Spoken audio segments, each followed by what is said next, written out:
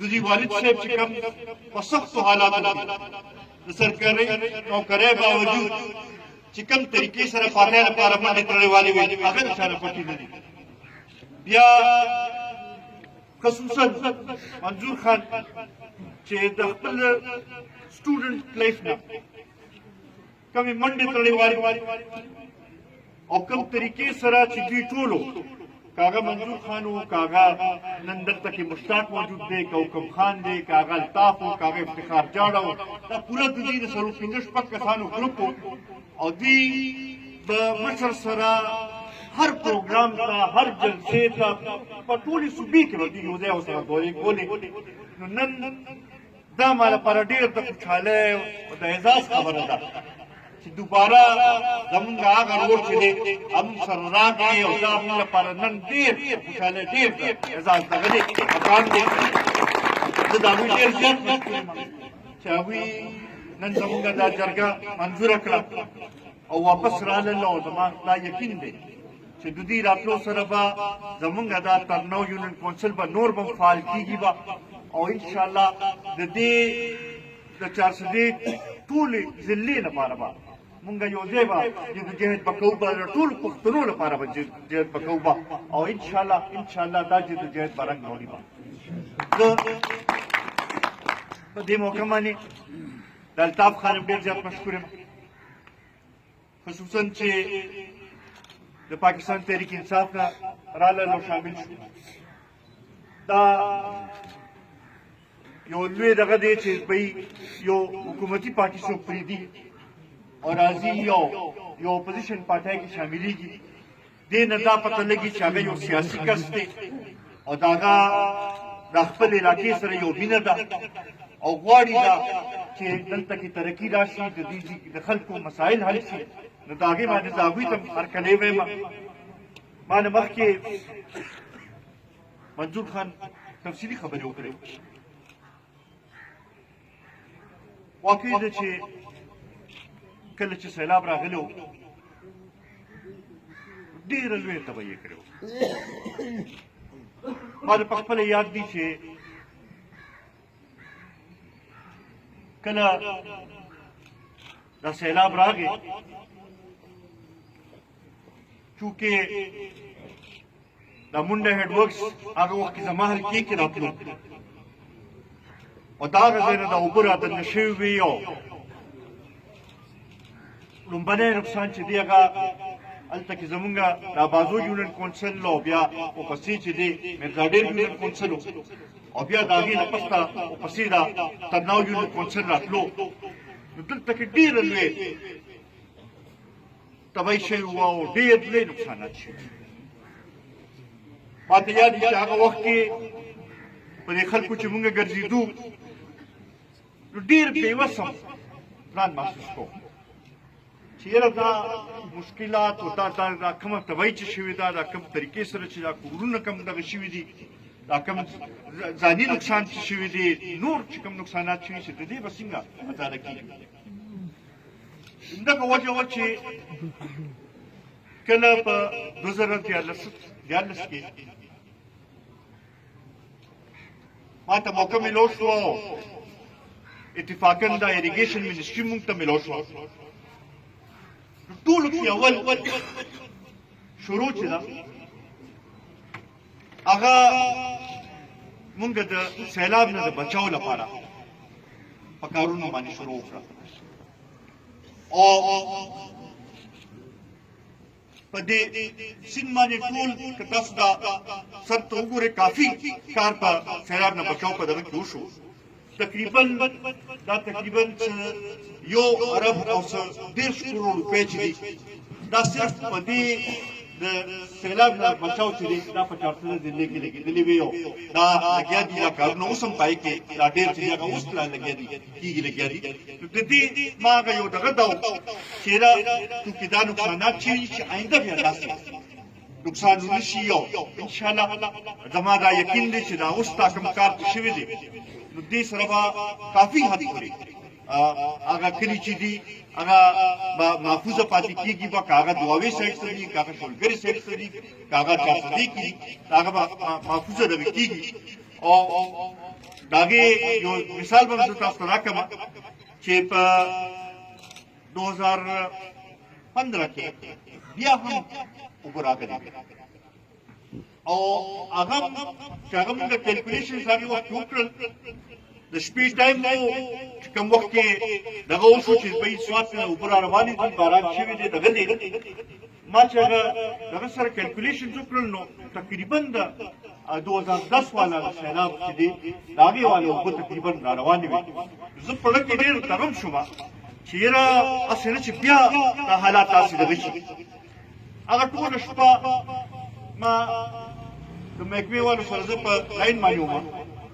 او د هغې چې مونږ ټول دغه واګېشتل ډېر په خیر خیریت سره هغه اوبه تېرې کړې او د هغې بیا همدغه ټولو همدا دغه کور چې بهی دا کوم کار چې شو نو د هغې د وجې نه دا کلي چې دا محفوظه پاتې شو او دا کې بیا هغه نقصان ونه شو نو دا ما لپاره د خوشحالۍ خبره چې زه دا یو کوشش هم کړی و یو دغه هم کړی و د هغې هغه لحاظ سره لږه ډېره فایده دلته کې راورسېده بیا سره منظور خان د بل خوا ته اشاره وکړه امان الله خان کاکا دلته کې ناست دی دوی د ټولګرې یو جرګه راوستلې وه وطن کوټ هلته کې راغلي وو په هغې وخت کې دوی دغه کوټ چې یاره زمونږ د شولګرې د اوبو مسلې دي او خصوصا د زمیندارۍ په حوالې سره چې دی مونږ ته ډېر لوی تکلیف دی هغه وخت سره دوی ویل چې یاره لږ ډېر څه شاول ماول مونږ ته میلو شي او لږ ډېر څه کار پکې وشي دغه وشي ما ورته وویل چې نه چې حل یې راوباسو نو چې پرمنټ حل یې راوباسو او د هغې مونږ هغه وخت سره یو پورا سټډي وکړه او د شولګره کنال ریماډلینګ چې دی د هغې پروجیکټ چې دی هغه د تقریبا څه د 80 کروڑ روپو پروجیکټ چې دی هغې منظوري مو شوه او په ای ډي پي کې رامغې بدقسمتۍ نه د هغې نه پس ته حکومت لاړ او زه په دې ډېر حیران یم چې اوس پورې په ای ډي پي کې هغه شته هغه پروجیکټ خو د هغې لپاره چې دې پیسې هغه لحاظ سره هغوی نه ریلیز کوي نن د دې جرګې په وساطت سره او دا به مې منظور خان ته هم خواست دي چې دا خبره به بار بار ورته وکړو که بیا په دې کې ضرورت وي نو تاسو ته به خواست کوو چې روزو به او سړکونو ته په دې باندې به احتجاج به کوو چې دا پروجیکټ شوي دي آرام باندې کېږو او انشاءالله زما دا یقین دی چې د انشاءالله دا پروجیکټ به کېږي به او د هغې سره به ستاسو د اوبو دا مسایل چې دي دا به انشاءالله همیشه لپاره حل کېږي به زه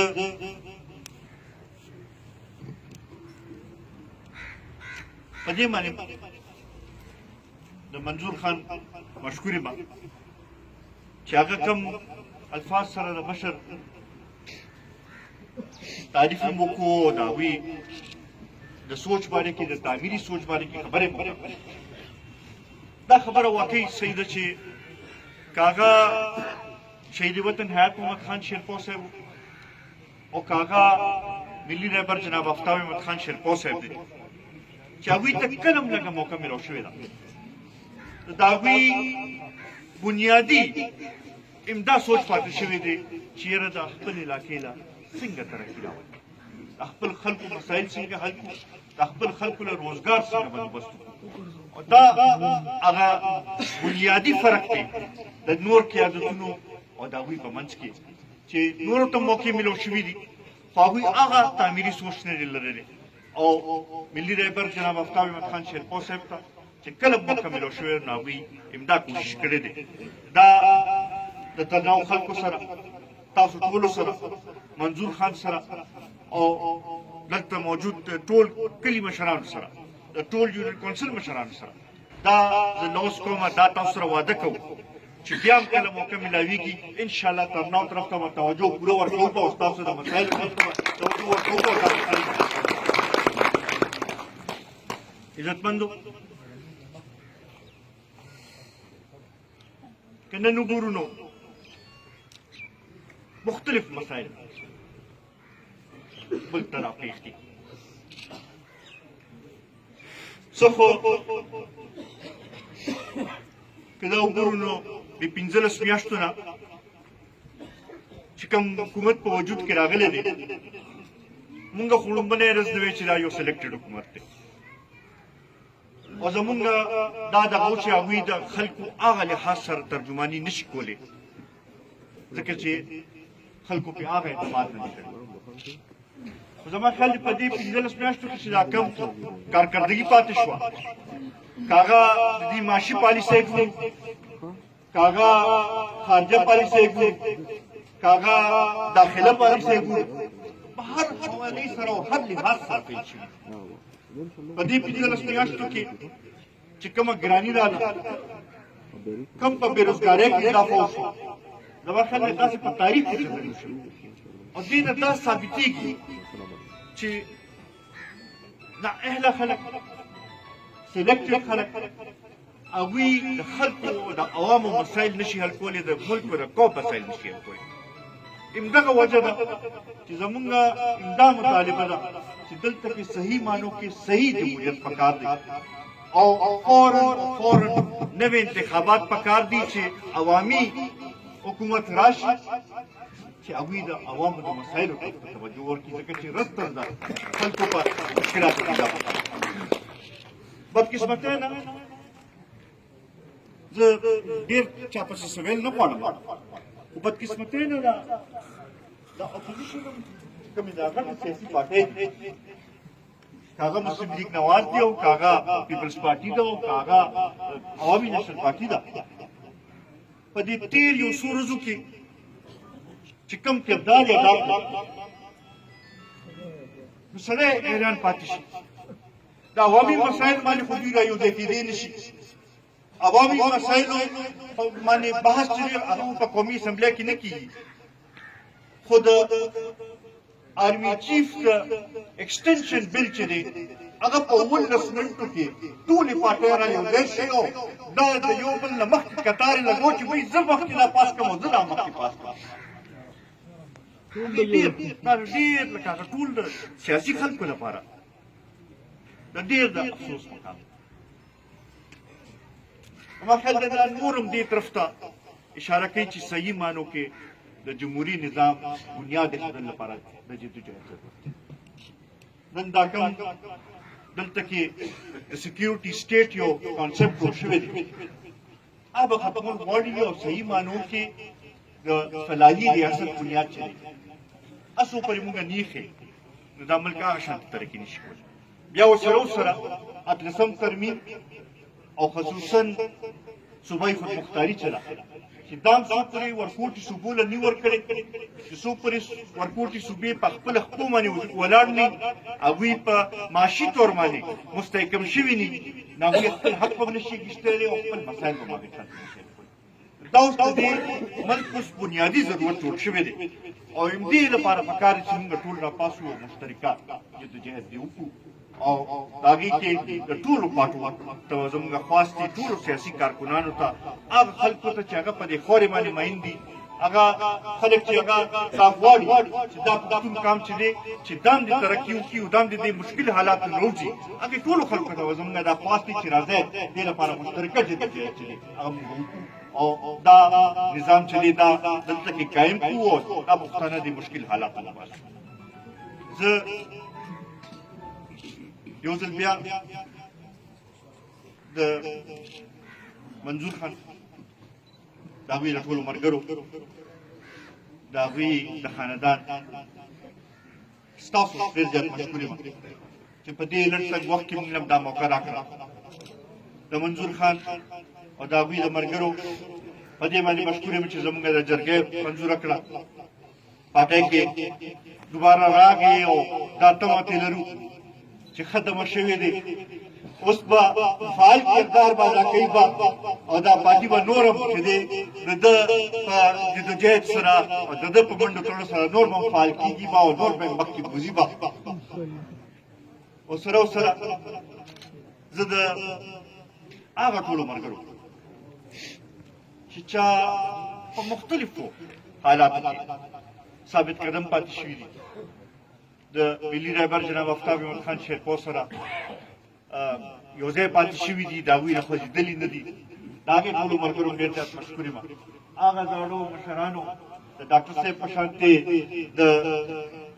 رائل محمد کاکا په شانتي نور داسې کوم مشران چې هغوی چې یو لوی جدوجہد کړی دی د هغوی ډېر زیات مشکورې ما او هغوی ته سلام پېښ کوم چې دا کم دوی جدوجہد کړی دی دا کم منډې تړې هلې ځلې دوی والي دي چې دغه دا یو بنیاد یې موږ ته ایښی دی او انشاءالله دا ولر تسلي ورکوو چې ستاسو دا بنیاد ستاسو دا منډې تړې ستاسو دا هلې ځلې چې دا به موږ ضایع کوو نه ستاسو په قدم باندې به موږ قدم ایږدو او دا سلسله به مخکې بوځو به او انشاءالله ستاسو په دواګانو باندې به دا د پښتنو دا تحریک چې دی دا به نور به ورځ په ورځ زیاتېږي به او انشاءالله په دې پښتنې خاورې باندې به ترقي به هم راځي سوکالي به هم راځي او د پښتنو مسایل به هم حل کېږي. ډېره مهرباني.